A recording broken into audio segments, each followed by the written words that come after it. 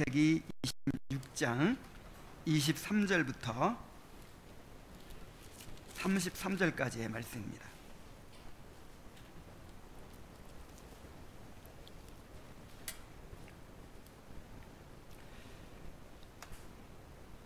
이삭이 거기서부터 브엘세바로 올라갔더니 그 밤에 여호와께서 그에게 나타나 이르시되 나는 내 아버지 아브라함의 하나님이니 두려워하지 말라. 내 종 아브라함을 위하여 내가 너와 함께 있어 내게 복을 주어 내 자손이 번성하게 하리라 하신지라. 이삭이 그곳에 제단을 쌓고 여호와의 이름을 부르며 거기 장막을 쳤더니 이삭의 종들이 거기서도 우물을 팠더라. 아비멜렉이 그 친구 아우삿과 군대장관 비골과 더불어 그랄에서부터 이삭에게로 온지라. 이삭이 그들에게 이르되 너희가 나를 미워하여 나에게 너희를 떠나게 하였거늘 어찌하여 내게 왔느냐. 그들이 이르되 여호와께서 너와 함께 계심을 우리가 분명히 보았으므로 우리의 사이 곧 우리와 너 사이에 맹세하여 너와 계약을 맺으리라 말하였노라. 너는 우리를 해하지 말라. 이는 우리가 너를 범하지 아니하고 선한 일만 내게 행하여 내가 평안히 가게 하였음이니라. 이제 너는 여호와께 복을 받은 자니라. 이삭이 그들을 위하여 잔치를 베풀매 그들이 먹고 마시고 아침에 일찍 일어나 서로 맹세한 후에 이삭이 그들을 보내매 그들이 평안히 갔더라. 그날에 이삭의 종들이 자기들이 판 우물에 대하여 이삭에게 와서 알리어 이르되 우리가 물을 얻었나이다 하매 그가 그 이름을 세바라 한지라. 그러므로 그 성읍 이름이 오늘까지 브엘세바더라. 아멘. 이것이 하나님의 말씀입니다. 성령의 조명을 위해서 다시 한번 기도하겠습니다. 우리에게 날마다 말씀을 선포해 주시는 하나님 아버지, 오늘도 우리가 하나님의 말씀을 듣기를 원합니다. 성령께서 우리의 마음을 조명하여 주셔서 이 말씀을 잘 깨닫게 하시고 이 말씀을 통해서 하나님의 음성을 듣게 하여 주옵소서. 예수님의 이름으로 기도하옵나이다. 아멘.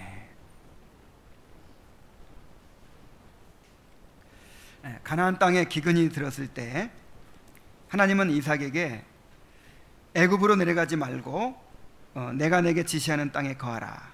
이 땅에 유하면 내가 너와 함께 있어 내게 복을 주리라 하고 말씀하셨습니다. 이삭은 이 말씀에 순종하여 그랄 땅에 거했고 하나님은 이 약속을 신실하게 지키셨습니다. 이삭이 아내를 누이라고 속이는 그런 잘못을 범했음에도 불구하고 오히려 아비멜렉을 통해서 안전을 보장받게 해주셨습니다.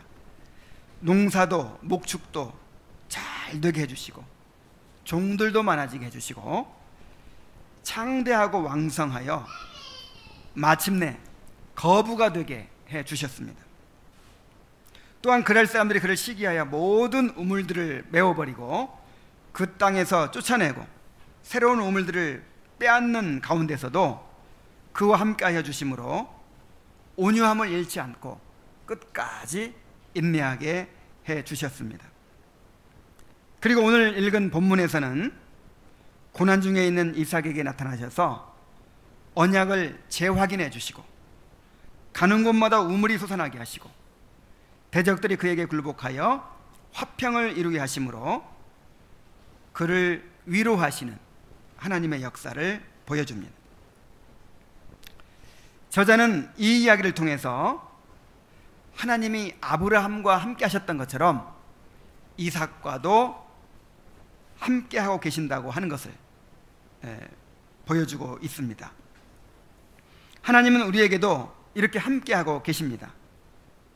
우리를 지키시고 돌보시고 위로하시며 우리에게 주신 언약을 신실하게 이루어가고 계십니다.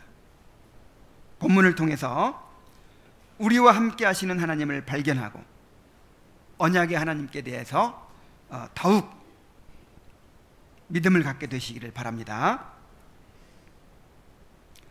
자, 먼저 언약을 재확인해 주시는 모습을 보게 됩니다.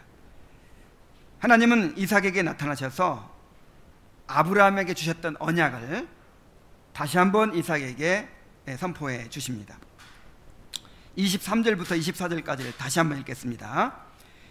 이삭이 거기서부터 브엘세바로 올라갔더니 그 밤에 여호와께서 그에게 나타나 이르시되 나는 내 아버지 아브라함의 하나님이니 두려워하지 말라. 내 종 아브라함을 위하여 내가 너와 함께 있어 내게 복을 주어 내 자손이 번성하게 하리라 하신지라. 자, 이삭이 그랄 골짜기를 떠나서 다시 브엘세바로 올라갔습니다. 브엘세바는 그랄에서 동쪽으로 40km 정도 떨어져 있는데 아버지 아브라함이 근거지로 삼아서 장기간 거주했던 곳입니다. 아브라함이 그랄 왕 아비멜렉과 언약을 맺고 우물들을 자기 소유로 확정한 곳이요. 그리고 이 맹세의 우물이라 하는 뜻으로 브엘세바라고 명명했던 그런 장소였죠. 또한 이곳은 아브라함이 하나님께 제단을 쌓고 예배했던 곳이요, 하나님께서 아브라함에게 내 독자 이삭을 번제로 드리라 하고 명령하셨던 아주 뜻깊은 장소였습니다. 이삭이 브엘세바로 올라간 이유는 계속되는 그랄 사람들의 위협 때문이었을 것입니다. 또한 아버지 아브라함의 숨결이 남아있는 곳에서 새롭게 시작하고자 함이었을 것입니다. 하나님은 이곳에서 그에게 나타나시고 언약의 말씀을 주셨습니다. 나는 내 아버지 하나님, 내 아버지 아브라함의 하나님이니 두려워하지 말라. 내 종 아브라함을 위하여 내가 너와 함께 있어 내게 복을 주어 내 자손이 번성하게 하리라. 하나님께서 자기를 어떻게 소개하고 계십니까? 아브라함의 하나님으로 소개하고 계시죠. 아브라함에게 언약을 주시고 그 언약을 평생토록 신실하게 지키는 하나님이라 이거죠. 그리고 그 아브라함에게 주신 약속대로 그 자손을 반드시 복 주시는 그런 하나님이라는 것이죠. 그래서 내가 아브라함에게 한 약속 때문에 너에게 복을 주겠다, 이렇게 말씀하고 계시는 것입니다. 내가 너의 아버지 아브라함에게 준 그 약속을 지키기 위해서라도 너와 함께하고 반드시 너에게 복을 주겠다.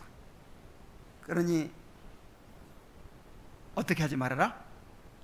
두려워하지 말아라. 그러니까 이삭이 지금 뭐 하고 있는 거예요? 두려워하고 있는 거예요. 이삭은 그동안 그랄 사람들로부터 받은 모진 핍박과 고난으로 인하여 많이 지쳐 있었을 것입니다. 또한 앞으로 어떤 어려움이 닥칠지 몰라서 몹시 두려웠을 것입니다.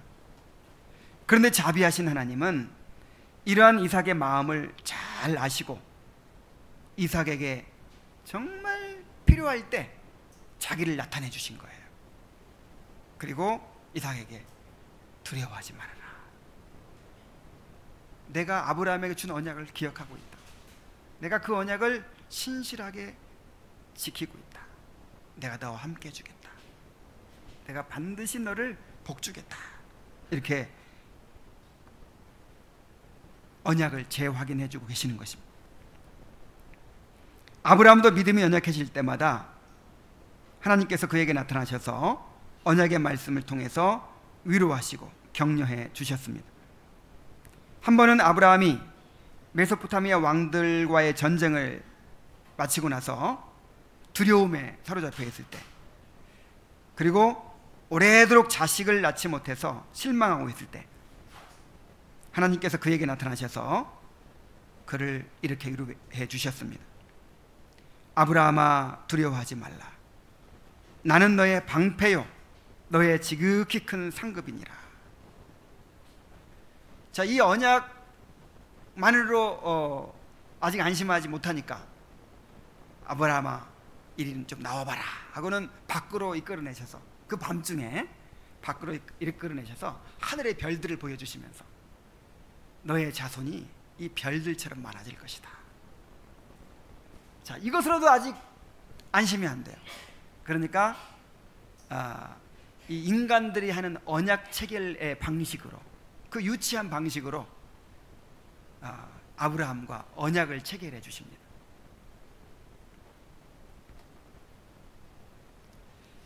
이런 식으로 하나님은 끊임없이 언약의 말씀을 선포해 주셨습니다.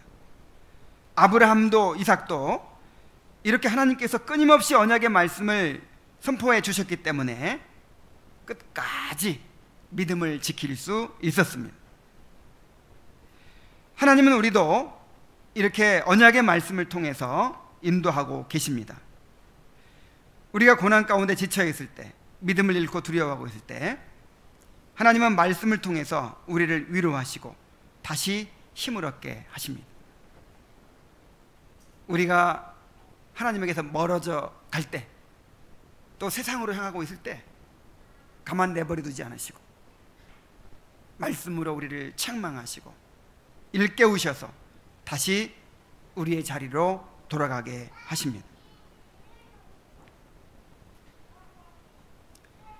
말씀이 은혜의 수단이요 구원의 수단입니다.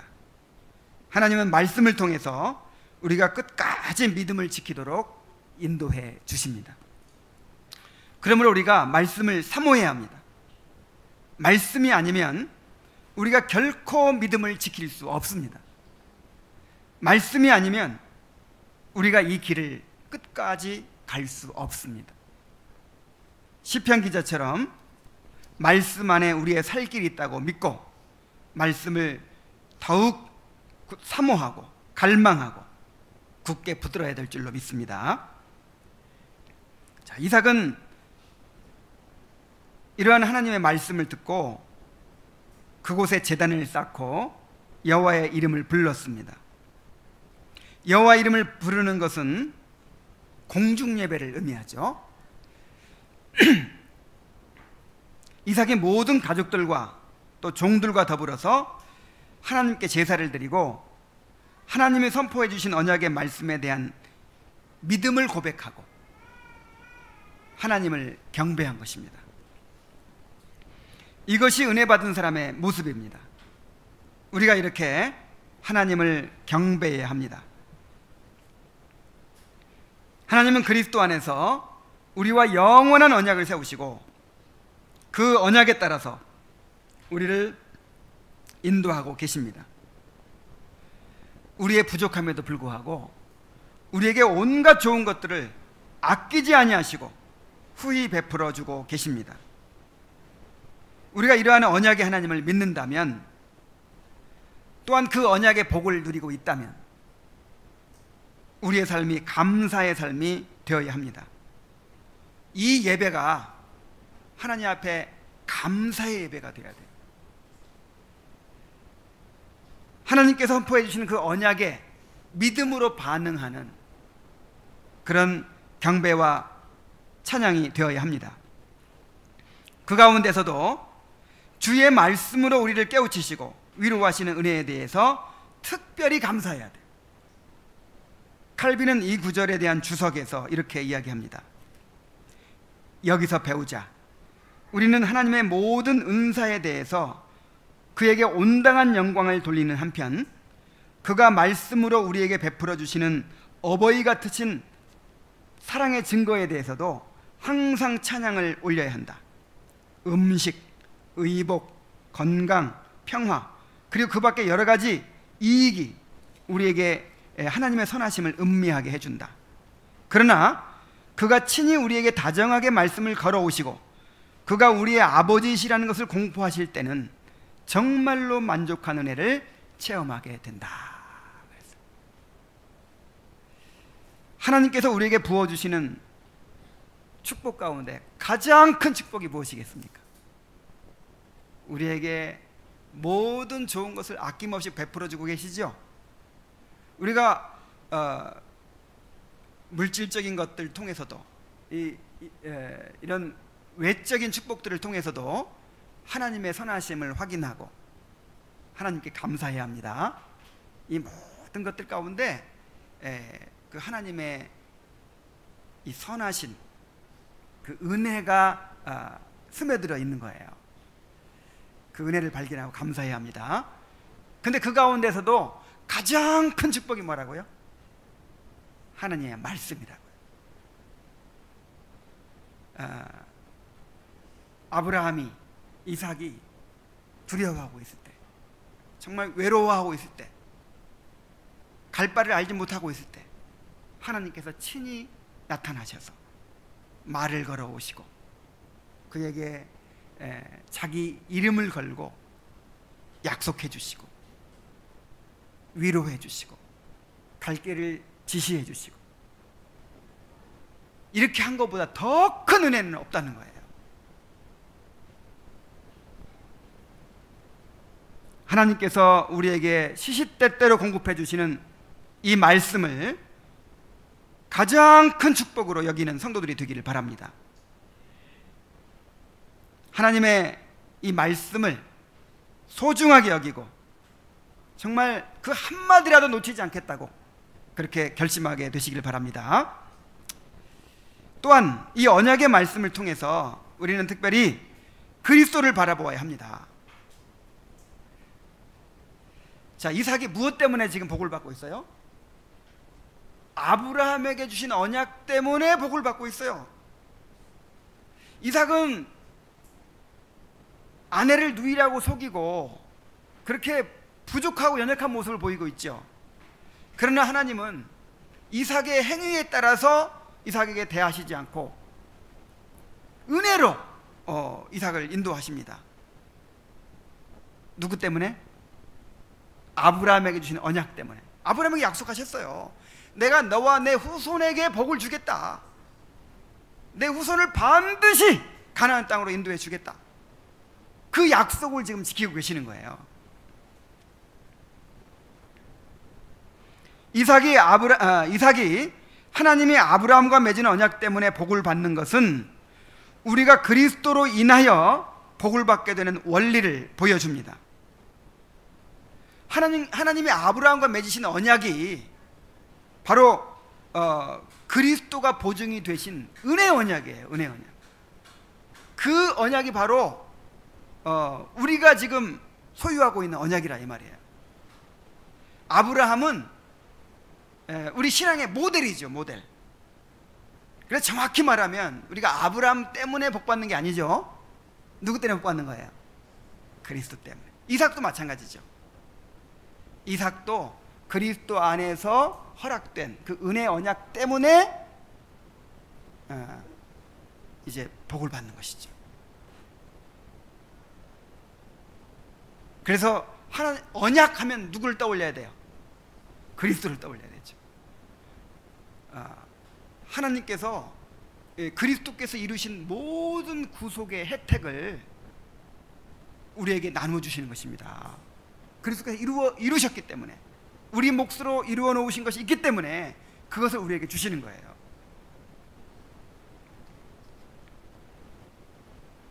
하나님의 말씀을 통해서 그 언약을 바라보고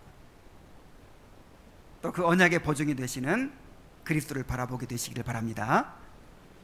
우리의 구원은, 우리의 성화는, 우리의 남은 모든 인생은 우리에게 달려있는 게 아니에요.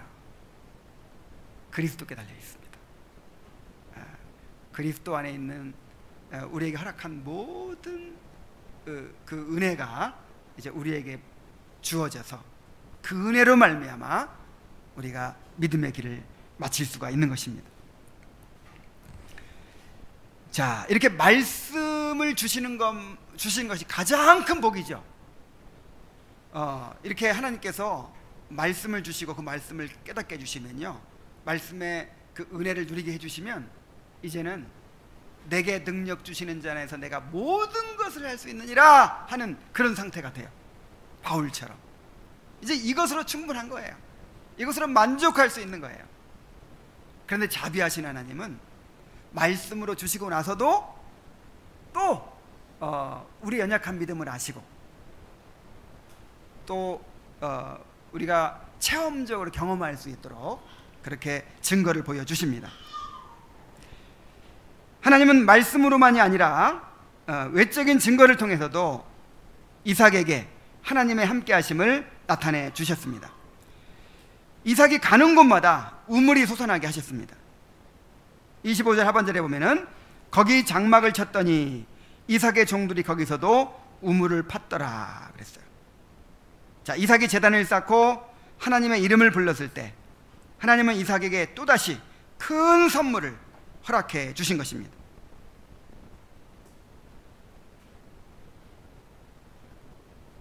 당시에 새로운 우물을 얻는다는 것은 보통 큰 경사가 아니에요. 우물은 생존의 절대적인 수단으로서 우물이 생기면 그 우물을 중심으로 마을이 형성될 정도였습니다. 그 우물은 대대로 자손들에게 물려주는 큰 재산이 됐습니다. 그런데 이삭은 가는 곳마다 이렇게 우물이 생기는 거예요.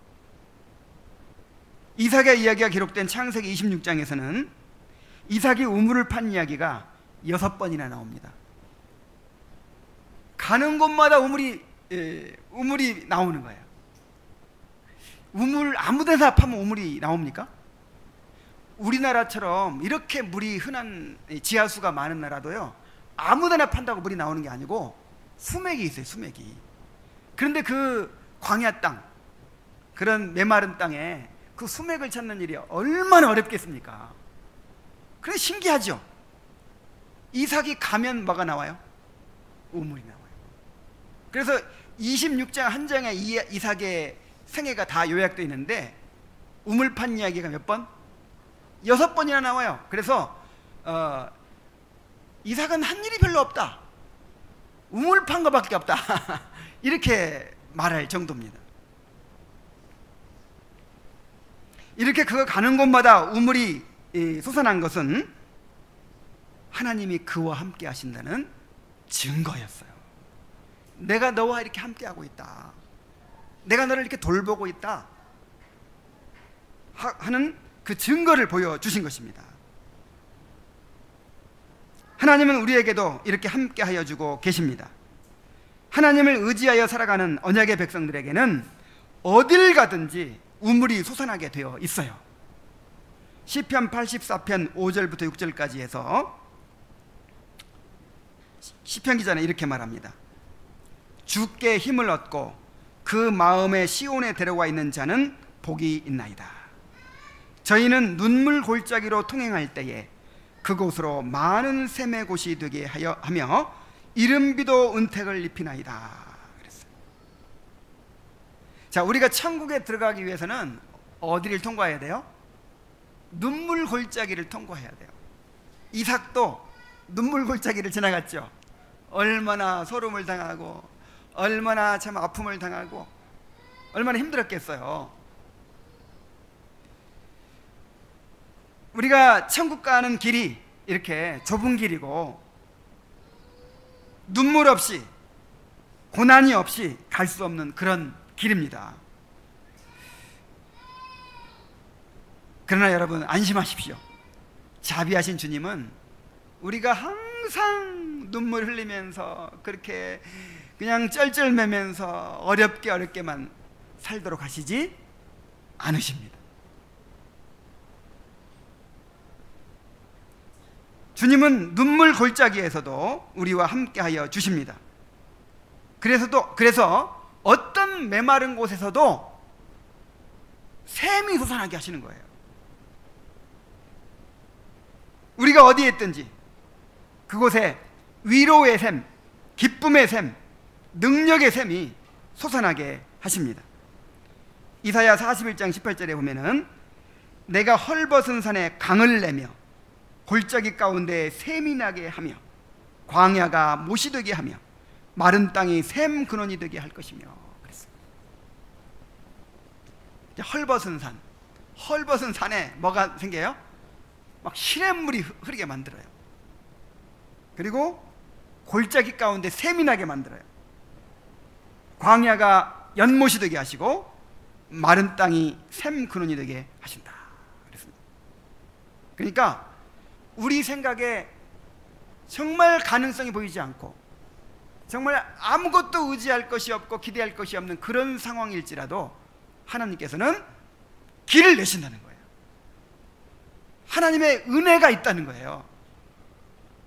여러분, 이 약속을 믿으시기 바랍니다. 그냥 우리가 환경을 바라보면서, 내 자신의 한계를 바라보면서, 아, 이제 길이 없다, 더 이상 이제 나는 소망이 없다. 여러분, 이것은 하나님을 모독하는 일이에요. 이게 제1계명을 어기는 죄라 그랬죠. 우리는 절망에 빠지면 안 돼요. 하나님이 계시잖아요. 하나님이. 우리 인생은 우리에게 달려있는 것이 아닙니다. 우리와 언약을 맺으시고 신실하게 인도해 가시는 하나님께 달려있는 거예요. 그래서 하나님이 돌아가시지 않은 한 절대로 절망해서는 안 돼요. 하나님께서 이 메마른 광야에서도 연못이 생기게 하십니다. 오아시스를 만나게 하십니다. 여러분, 아무리 어려운 상황에서도요, 하나님을 믿고 걸음을 내디디세요. 할 수 있는 일을 하세요. 하나님께서 반드시 함께 하십니다.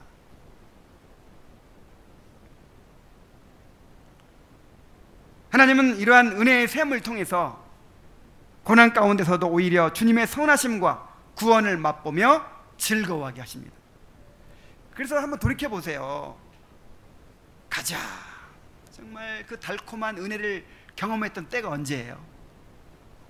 우리에게 어떤 위기가 닥쳤을 때, 어려움이 있었을 때, 그때 하나님께 부르짖고, 그때 하나님의 그 달콤한 위로의 말씀을 듣고 약속의 말씀을 듣게 되고, 그때 하나님께서 우리의 생각을 초월해서 열어주시는 그 놀라운 축복들을 경험하게 되지 않았습니까?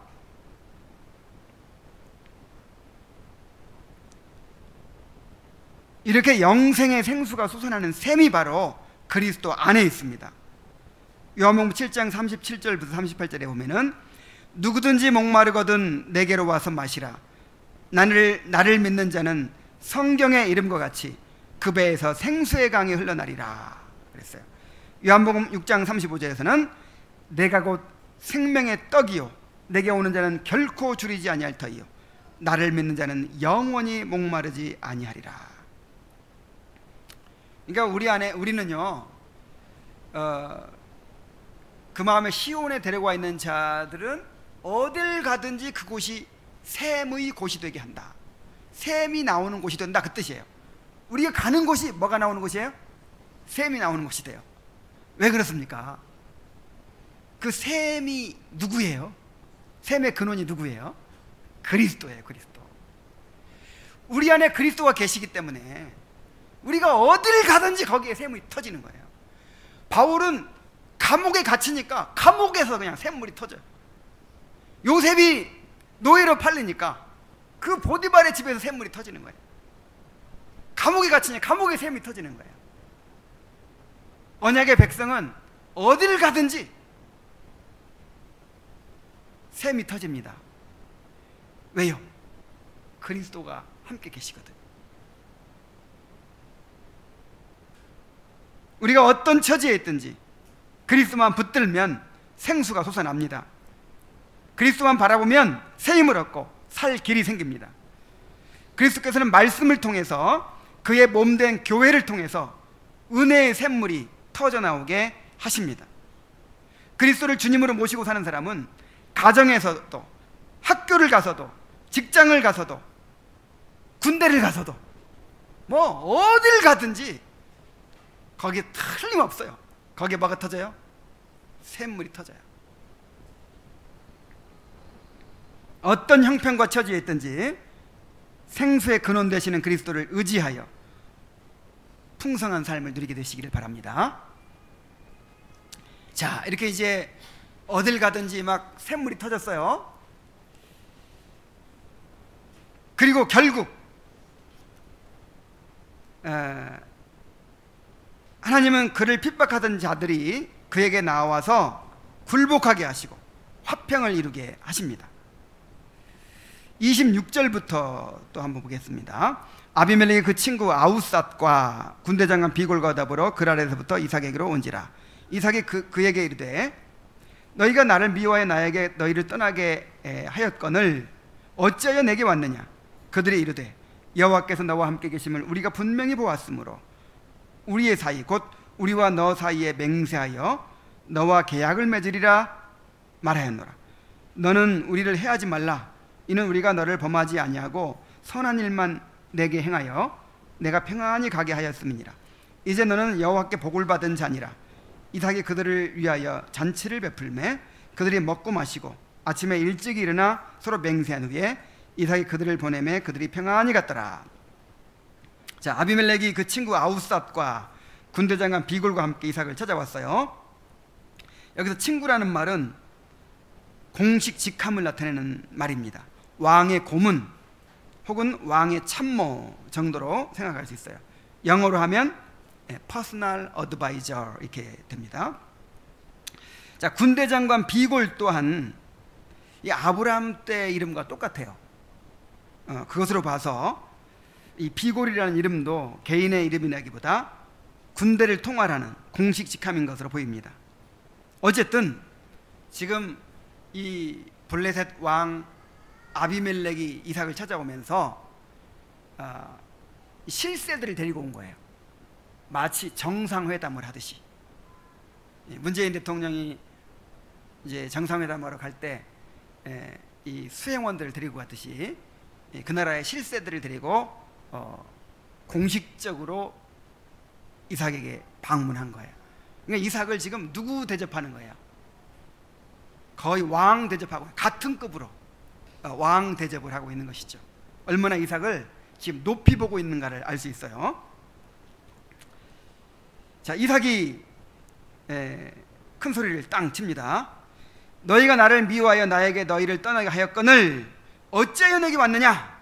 이렇게 이제 묻자 그가 대답합니다. 여호와께서 너와 함께 계심을 우리가 분명히 보았으므로 우리가 우리의 사이 곧 우리와 너 사이에 맹세하여 너와 계약을 맺으리라 말하였노라. 자, 이제 누가 을이 됐어요? 아비멜렉이. 이제 이삭이 두려워져서 이삭과 이제 평화 조약을 맺어달라고 이렇게 부탁하러 온 거예요. 그들은 이삭이 그토록 모진 핍박을 당하면서도 온유함을 잃지 않고 하나님을 의지하고 꿋꿋하게 견뎌내는 것을 보면서, 그리고 이삭이 가는 곳마다 우물이 솟아나는 것을 보면서 이삭이 믿는 여호와께서 그와 함께 하고 계신다는 것을 분명히 알게 되었습니다. 하나님께서 은혜를 주시면요, 이렇게 불신자들도 알아봐요. 불신자들도. 그는 이삭이 핍박을 받으면 받을수록 하나님의 함께 하심을 입어서 더욱 번성해 가는 것을 보면서 두려움을 느꼈습니다. 야, 이러다가 나중에 우리가 이삭 쫓아내고 그런 거 보복하면 어떡하지? 우리나라를 막 집어삼켜버리면 어떡하지? 점점 두려워졌어요. 그래서 이삭과의 적대 관계를 청산하고 평화 조약을 맺기로 신하들과 함께 이제 의논을 했다는 것입니다. 그러면서 너는 복을 받은 자니라 그래요. 이게 무슨 말이에요? 복을 많이 받았지 않습니까? 그러니까 좀 옛날 일을 잊어버리고 우리와 평화 조약을 맺읍시다, 이렇게 요청하는 것이죠. 이삭은 흔쾌히 아비멜렉의 제의를 받아들이고 평화 조약을 맺었습니다. 자, 아비멜렉의 말을 좀 보세요. 우리가 당신을 해치지 않고 선한 일만 행하여 평안히 가게 하였으니. 자, 그랬어요? 언제 선한 일만 했어요? 우물 다 메워버린 그런 무지막지한 일을 했죠. 그리고 쫓아냈죠. 그리고 우물을 팠더니 그 소중한 우물을 영겁하 뺏었어요. 이거 막 두고두고 그냥 증오하고 미워하고 복수할 일이잖아요. 근데 우리가 선한 일만 하고 평안히 가게 했으니까 뭐 지난 일은 다 잊어버리고 우리와 평화적을 맺읍시다, 이렇게 요청을 하는 거죠. 이삭은 넓은 아량으로 지난 일을 용서하고 언약을 맺습니다.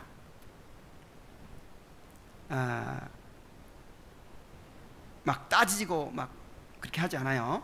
그냥 넓은 아량으로 다 그냥 용납해주고 이제 언약을 맺은 다음에 그들을 위해 잔치를 베풀었어요.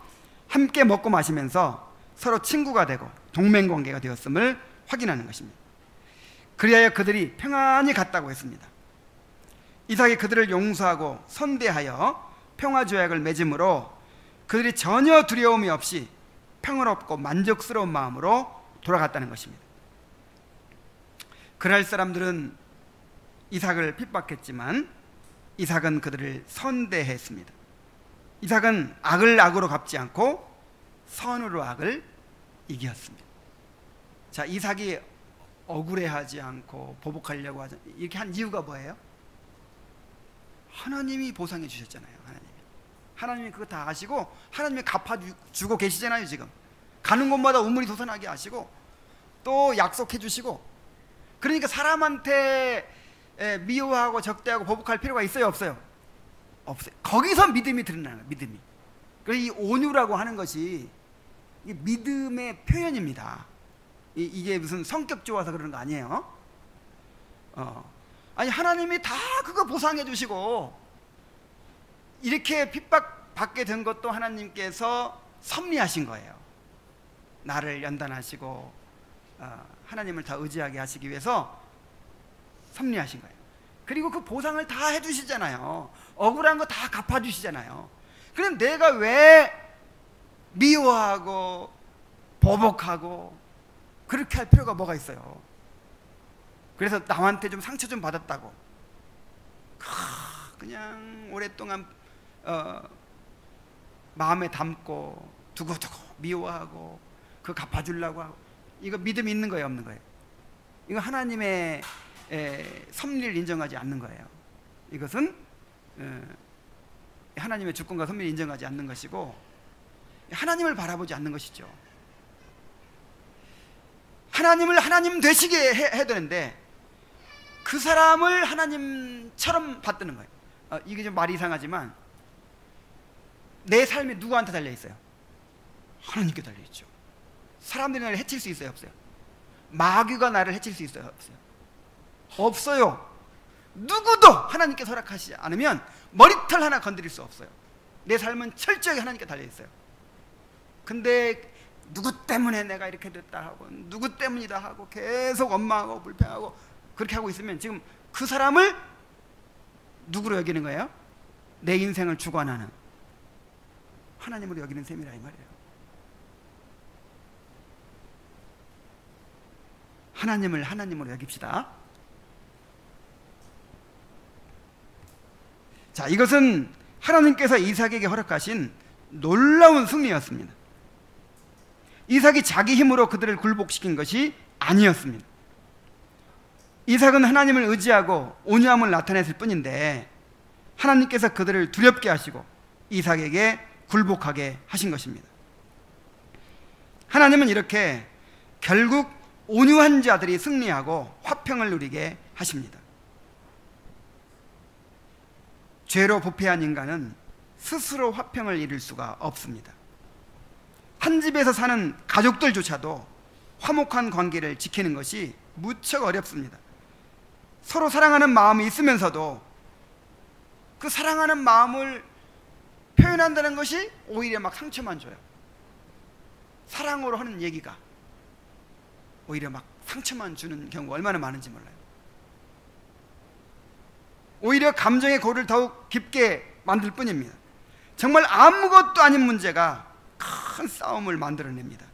특히 반목하는 사이에서 화목한 관계를 이루는 것은 정말 어렵습니다. 잠언 18장 19절에 노엽게 한 형제와 화목하기가 견고한 성을 취하기보다 어려운즉 이러한 다툼은 산성 문빗장 같으니라. 한번 이렇게 틀어진 사람이 다시 화목하는 것이 너무 어렵다는 거예요. 이 산성 문빗장을 여는 것만큼 어렵다는 거예요. 야, 이 보수 진보 사이의 이 갈등을 보세요. 이거 절대로 어떤 이론으로 안 돼요. 이건 정상적인 논리로 해결될 문제가 아니에요. 이야, 어쩌면 그렇게 서로를 그렇게 나쁘게만 보고 미워하고 증오하는지.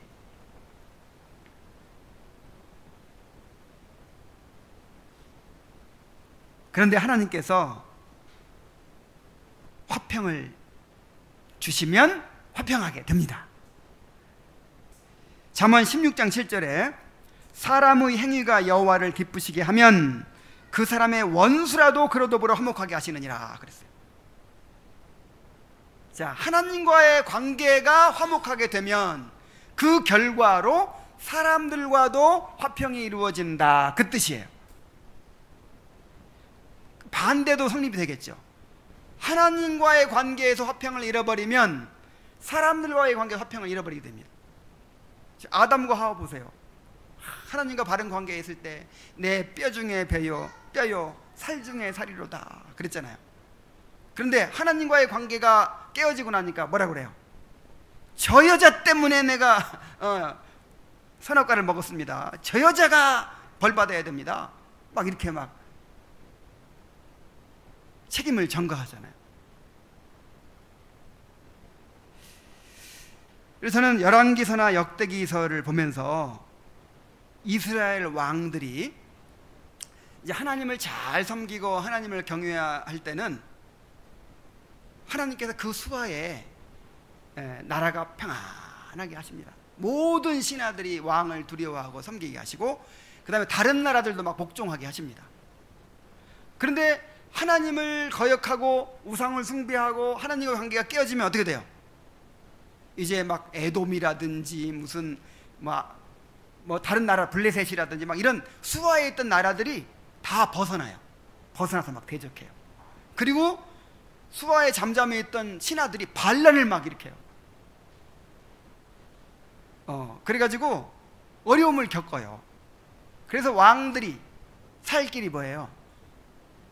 하나님을 경외하고 하나님과 바른 관계를 가지는 것이 이제 다른 사람들과 화평하게 하는 길이지요.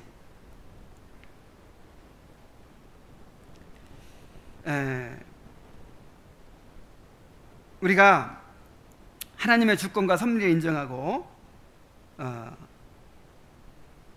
하나님을 경외하며 살아갈 때 하나님께서는 우리에게 화평을 누리게 하십니다. 시편 37편 11절에 그러나 온유한 자들은 땅을 차지하며 풍성한 화평으로 즐거워하리로다 그랬어요. 그래서 저는 우리 가정에서 이 정도 화평을 누리고 있는 것도 이게 정말 하나님의 은혜다 그런 생각을 해요. 우리 교회가 이 정도 화평을 누리고 있는 것도 하나님의 은혜다. 여러분, 우리 인격 때문 아니에요. 제가 이제 뭔가 성령 충만을 잃어버리고 아내도 은혜를 소멸하고 그러면요 대번에 부딪힙니다. 그냥 우리 인격이 얼마나 이기적이고 쉽게 상처받고 얼마나 그렇게 상대방을 쉽게 공격하는지 몰라요. 우리 공동체 안에서도 마찬가지죠. 정말 우리 훌륭한 사람들 모였어요. 지금 다 가시들이 있어요. 내가 다 알아요. 아주 그냥 가시들이 있어가지고 정말 어려운 사람들이에요. 그런데 하나님께서 화평을 주고 계시는 거예요. 여러분, 이거 그냥 당연한 것으로 생각하면 안 돼요. 내가 한번 싸워보고 나면 깨달아요. 막 은혜를 소멸하면요, 막 그 안에 단점들, 안에 미운 점들이 막 생각나고 막 걸려요. 말 한마디가 막 탁 걸려서 막 올라와. 그러면 뭘 깨달아야 돼요? 고쳐야 돼. 그게 아니라 내가 지금 은혜를 소멸하고 있구나. 지금 하나님과 멀어져 있구나. 이걸 생각해야 돼요. 그래 하나님 앞에 회개하고 그렇게 은혜를 가지고 보면 다른 시각으로 보여요.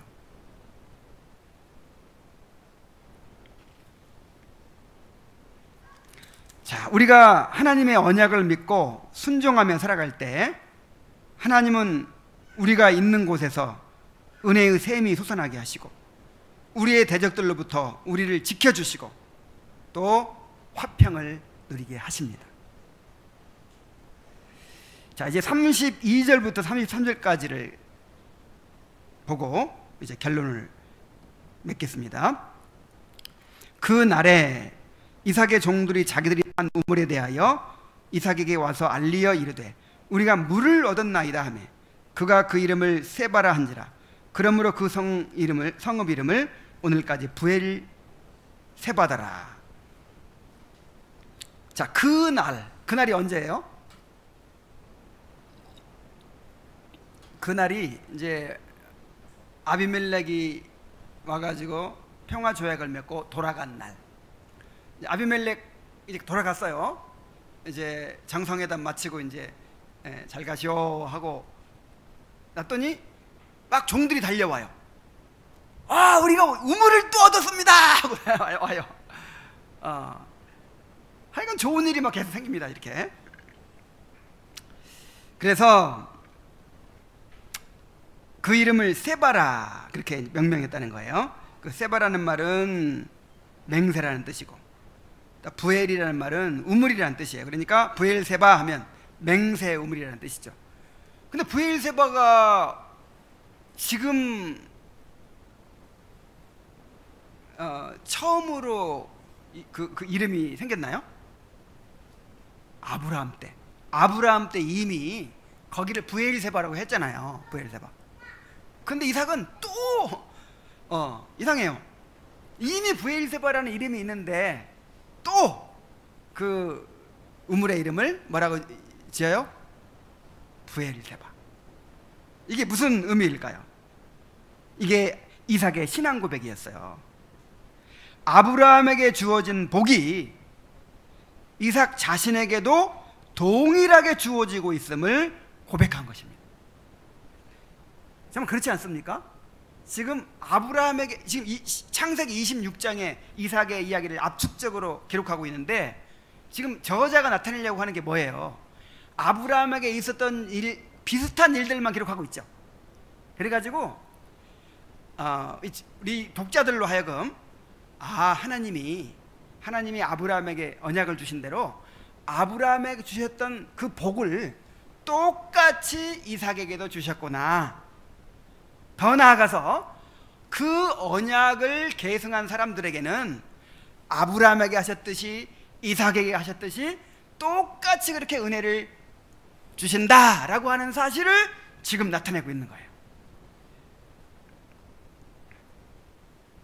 하나님은 아브라함에게 행하신 대로 그리고 이삭에게 행하셨던 대로 우리에게도 행하고 계십니다. 우리에게 끊임없이 언약의 말씀으로 위로하시고 우리가 어디로 갔는지 우물이 솟아나게 하시고 우리의 대적들이 우리를 해하지 못하도록 지켜주시고 결국 승리하게 하십니다. 언약의 하나님을 의지하고 더욱 굳센 믿음으로 살아가는 성도들이 되시기를 바랍니다. 기도하겠습니다. 우리에게 언약을 주시고 그 언약을 신실하게 이루어가고 계시는 하나님 아버지, 오늘 말씀을 통해서 하나님께서 아브라함에게 행하셨던 대로 또 이삭에게 행하셨던 대로 우리에게도 여전히 행하고 계심을 알게 하시니 감사드립니다. 우리에게 더욱 믿음을 주시옵소서. 언약의 하나님을 의지하고 믿음으로 순종하는 삶을 살게 하여 주시옵소서. 예수님의 이름으로 기도하옵나이다. 아멘.